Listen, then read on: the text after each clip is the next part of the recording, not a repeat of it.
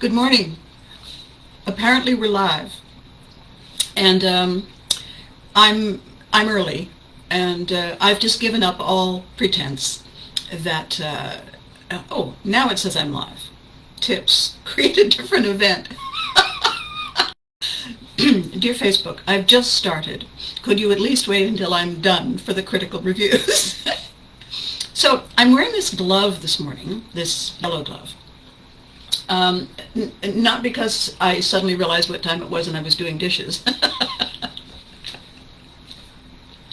but because Jeremy said in his comment this morning that he really hoped he, look at that hair, he really hoped he would be able to have a chat with Mom, his childhood self. Hoped so. So I thought, in honor of his request, and I said, I'll see what I could do. Here we go, Jeremy. Now then, young man, I've put liver and lima beans on your plate every night this week, and you have not eaten them. If you're going to go into 2022 with any kind of a head on your shoulders, you're going to have to resolve to eat what I make you. Either that or we could just maybe order in. What about that? Oh, that's so much better. All right. Bye, Jeremy. All right.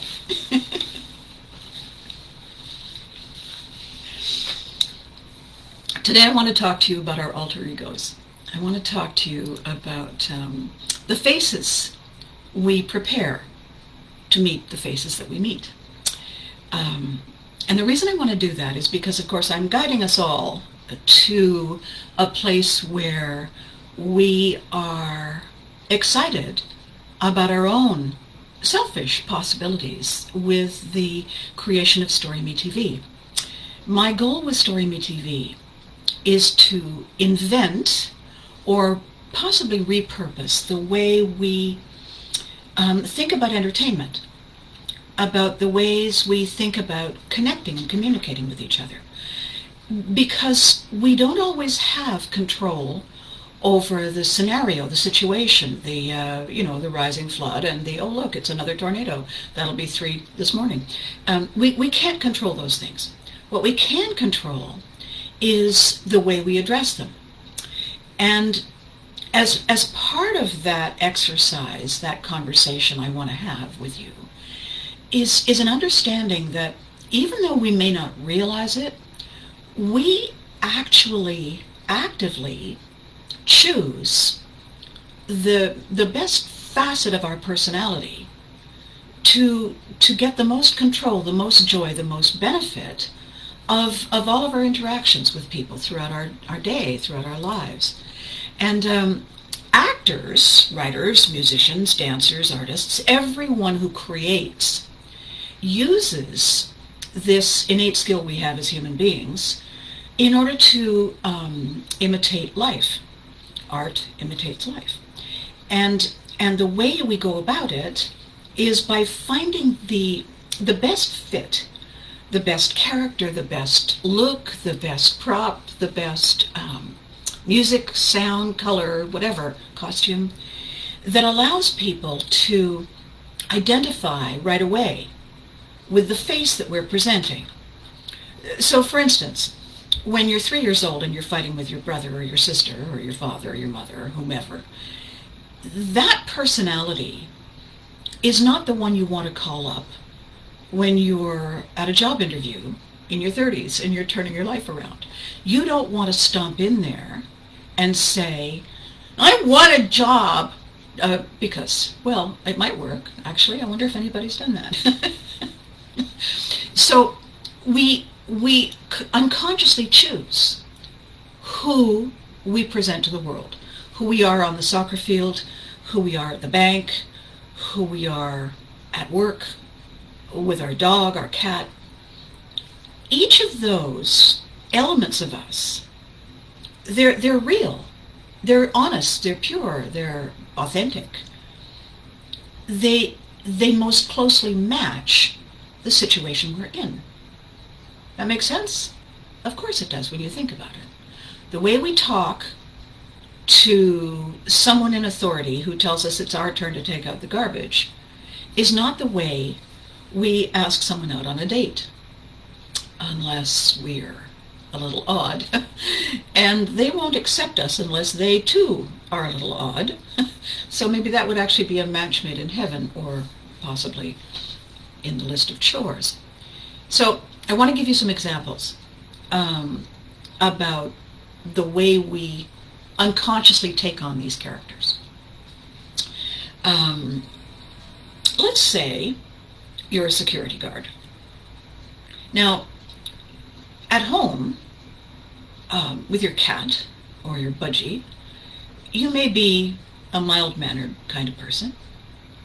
But once you put the uniform on, it is expected that you will be someone who takes no nonsense, who encourages people through thought, word, and deed to follow the rules. You represent authority. You represent the line in the sand. The uniform allows people to recognize that about you. It sometimes causes them to respect you differently, see you differently, and respond to you differently, right? If we, and this is also kind of, swimming into the whole world of fame. When people see you as a nurse, as a doctor, as the flight attendant who won't let you get on the plane for any number of reasons, as the dog-sniffing entity at the airport who's going to catch you for doing the thing you knew you wouldn't get away with if you had run out of luck. You see those things, and right away you know, or you feel that you know, what you should do to connect with that, to communicate with that in an effective way. Now, one of the really sad things about technology, other than my complete lack of comprehension, which is, I won't say it's tragic, but it is a test of many elements in my personality. One of the things that technology has done for us is it has allowed us to reach people who are vast distances from us physically. The telephone, the telegraph, the radio, television, all of these tools have given us the ability to reach beyond our means, our own personal means. With the internet and with the advent of texting, we have, for many of us, been allowed to take on alter egos and hide our true selves, which only works for a little while, because eventually the true self comes out, much to the everlasting astonishment of everyone who bought into the faux true self. Because this is harder than it looks when you do it intentionally. When you do it just accidentally, we're very good at it. When we try to do it and we don't know the techniques, we suck at it, really. That's the bottom line. So I want to talk to you today about the tools, and you will realize how many of them you use and have used without realizing it. So, as an actor who also happens to be a writer, there are two things that I use to create a character. One is the concept of the character. The character has to have a name. The character has to have a personality. The character has to have a way of talking, of moving, of communicating, that is just different enough that people identify with the character as real. To do that, you can either become an exceptionally good writer and actor, and again, I'm looking down to click off these things that keep popping up because I know you can't see them, but they're distracting. If you're a terribly good writer or actor or singer or whatnot, you don't need any effects, you don't need any tricks, cheats. But for the sake of expediency, speed, immediate connection, the rest of us who may not have those other gifts rely on other things, visuals. So, for instance, one of the things that accidentally happened with Mom was the glove. Now, the glove came into being in, I guess, the second season. When I started the show, they sort of threw me in it's quite well known now. The producer said, "Don't upstage the children," and I said, "Oh, sure," intending fully to upstage them every chance I got. But when the producers from Nickelodeon saw me, they said she can't be the mom. She can't. Her hands are too they're too never did an honest day's work in her life kind of thing. They're too graceful. She doesn't look like a housewife. And I said, well, hang on. And I went over to the props cupboard and I asked the clever man who created all of our wonderful props if we had a pair of dishcloths. And he handed them to me. They were pink the first season. And I put them on and I walked back to the producers and I said, oh, look, no hands. And they said, oh, perfect. You can stay. And, in later years, when I was bitter about a lot of things, and that kind of trickled over into the whole mom experience, I thought to myself, I actually was the one who went and got those gloves in order to maintain this ridiculous character. I could have walked away then. I might have salvaged my career then, but oh no. I was determined. I was determined to prove to them that I could be a dithery housewife. And apparently I succeeded, which is wonderful for all of us. It really is. So, Mom became known for the hair and the blue and white polka dotted dress and the yellow and white polka dotted apron and the gloves. And periodically, if the camera ever panned down, you saw my unfortunate slippers. And so that was with all great thanks to everyone, those things, those tools became iconic all by themselves. People apparently dress in those things and wander around to these Comic Cons and events and parades and whatnot dressed like that. And people say, oh, your mom, which is really wonderful and lovely, a little disconcerting for me. And when I went to my first Comic Con and I saw all these people dressed as a character that they admired, that they liked, and I thought, oh, you see, they're not ready to prepare their face to meet the faces they meet. So they've chosen mine, or Darth Vader's face, or Spock's face, or Harley Quinn's face. They've chosen a face that allows them to feel safe and connect with people who remember those characters too. It becomes a way of connecting and having a conversation. It allows strangers to see without seeing, hear without hearing, and listen. But they really are listening. They're listening intently to see if your version of their favorite character is a match for their version.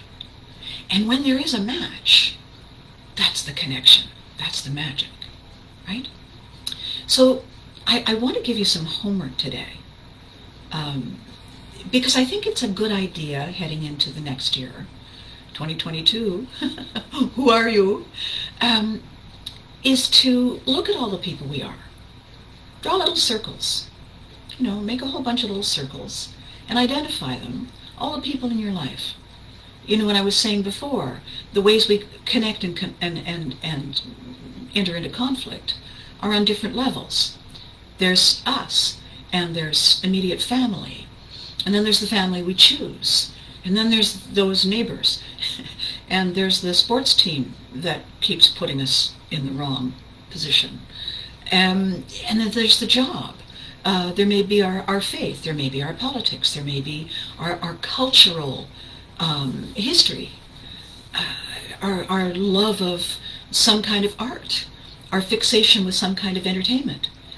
All of these little worlds, they're little separate planets that we inhabit. And when we put them all together, we can see all the many facets of the gem we really are, the unique creature we really are. And we can choose which face we prepare to meet those faces. And if we don't like a face, if we have become accustomed to falling into the habit of relying on a particular face, and we don't like it, well, we can stop. It's our face, and it's not the only one we have. We can pick the one that is more supportive, that makes us feel good, that makes us feel joy and happy and taller and thinner and fabulous in that whatever it is that we're wearing. So, with all of that said, I've given you your homework. I've been working on a new alter ego, a new face, and I'm really quite excited about her because I'm going to use her to create a show. One of the first 3 or 4 shows for Story Me TV. And this one, this show is not just me sitting here prattling at you and you sitting there saying, oh my goodness, do they let her out of the home every day? Wow. This one is going to require your participation because my character is going to be nothing without you. So, the first thing I'm going to do is I'm going to show you the prop that allows you to see her. For those of you who, there's her. For those of you who may not go to Ascot, darling, this is a hat. It's called a fascinator. Presumably because it's fascinating that people would spend a great deal of money to put feathers on the top of their head. and it's small and it's frivolous. And yet, in spite of its smallness and its frivolosity, it has a voice all its own. It sends a message. Now, this is not the only fascinator that my character is going to wear, but it is the one that I currently have. There's another one coming from England, and I can't wait for it to get here because, oh my God in heaven, it is the most perfect. It is the most perfect choice for this character. All right. So I haven't memorized anything that I've written yet, but I have the prop, I have the piece of costume, and I've found the voice. And so what I've done is I've written her little introduction. So I hope you'll bear with me. All right. We put on the fascinator. And right away, everyone, she appears. Slightly different, almost the same, and yet not quite. Because the fascinator has given her an opportunity to be someone just a little different in your eyes, in your ears, and mine. Are we ready? Hello, I'm Cynthia Cook. Cynthia Cook. The E is silent. For years, I wondered who I might grow up to be, because I was confused, you see. If the critics had hailed me as a wit, and they did, and said I had the verve of an Edgar Allan Poe, and some even said I had Van Gogh's ear for music, how could it be that I was not dining on grapes others peeled for me, as I sat in the lap of luxury? One day someone said to me in jest, Cynthia, have you thought of seeking therapy? And suddenly, darlings, the sun came out and the angels sang, because you see, it was a reverse. It was therapy that was seeking me. Bravely, bravely I say, I soldiered into the fray, undaunted by slings and arrows, and today I am known amongst those who tend to know things as the world's foremost life confusion therapist. I'll say it again. I am the world's foremost life confusion therapist. Now, the question you may be asking is, why would I care that she does this? And the nub of the thing, my dear, is this.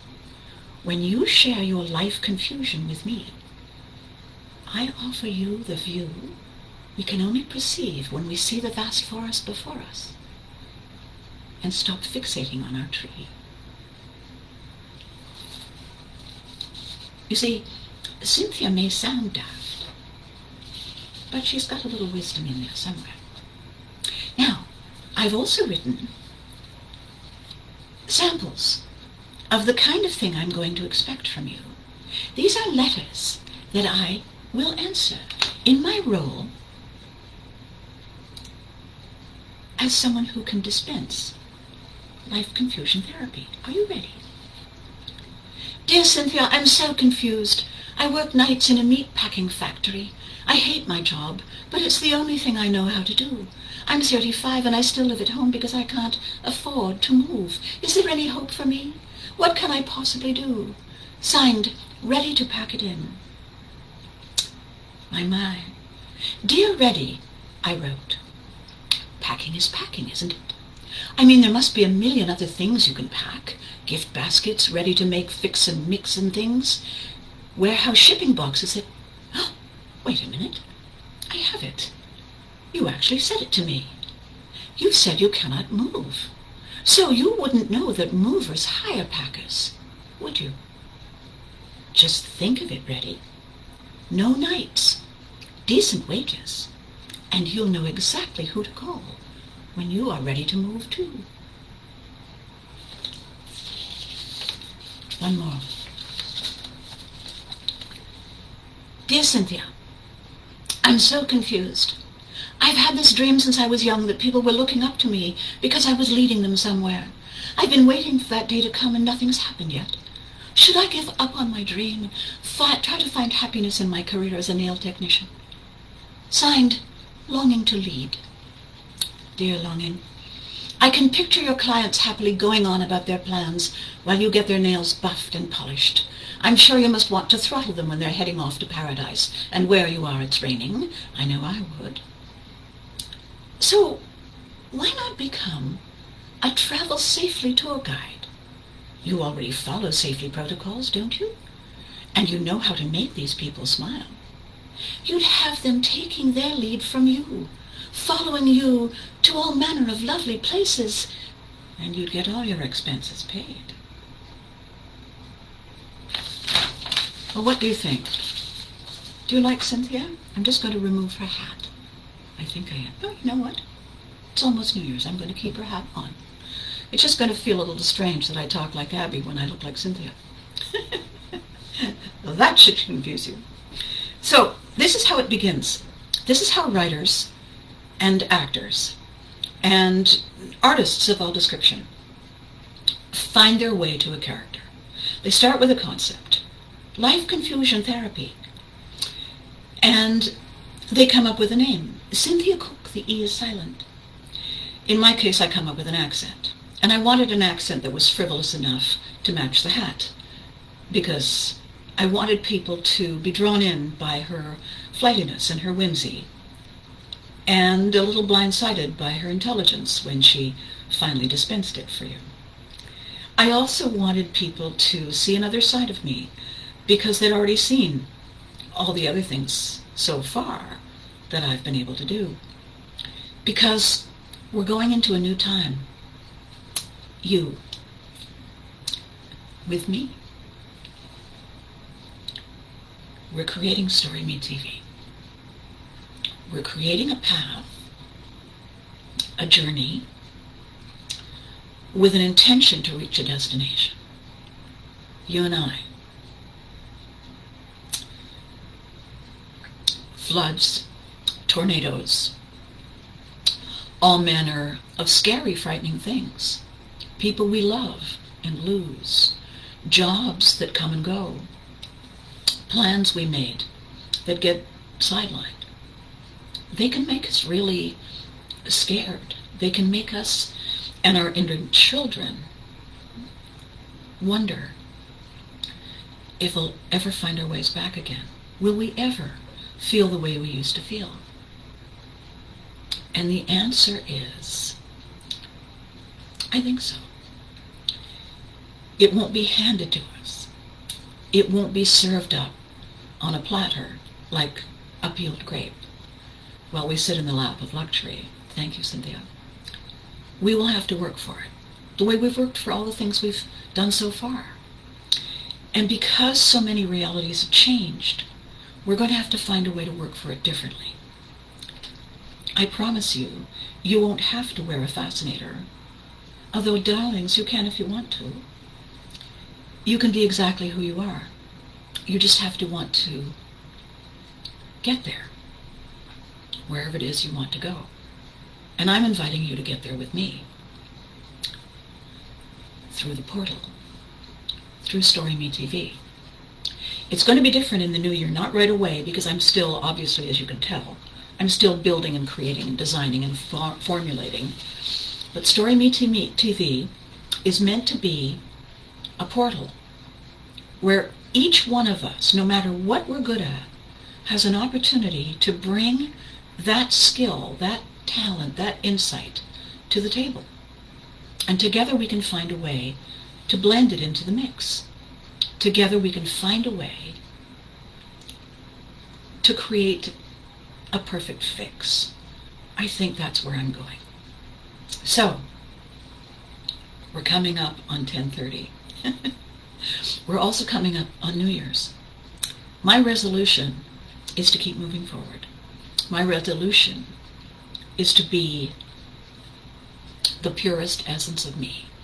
My resolution is to keep shining that jewel and all its facets.